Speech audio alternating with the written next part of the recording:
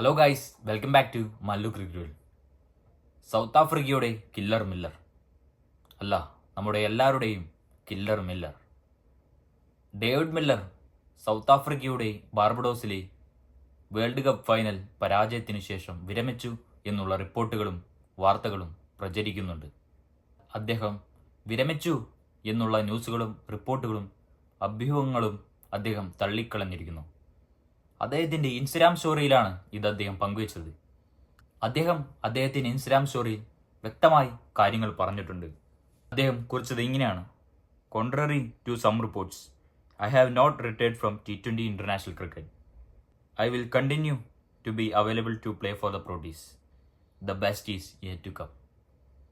ഇനിയും പ്രോട്ടീസിന് വേണ്ടി, സൗത്ത് ആഫ്രിക്കയ്ക്ക് വേണ്ടി അദ്ദേഹം T20 ഫോർമാറ്റുകളിൽ കളിക്കും എന്നാണ് അദ്ദേഹം ഇൻസ്റ്റഗ്രാമിൽ സ്റ്റോറിയിൽ ഷെയർ ചെയ്തത്. ഒപ്പം അദ്ദേഹം സൗത്ത് ആഫ്രിക്കയുടെ കിന്നിൻസൺ നോവലിലെ തോൽവിയെക്കുറിച്ചും അദ്ദേഹം കുറച്ച് വാക്കുകൾ പങ്കുവച്ചിട്ടുണ്ട്. വളരെ ദുഃഖകരമായിട്ടാണ് കാര്യങ്ങൾ അവതരിപ്പിക്കുന്നത്.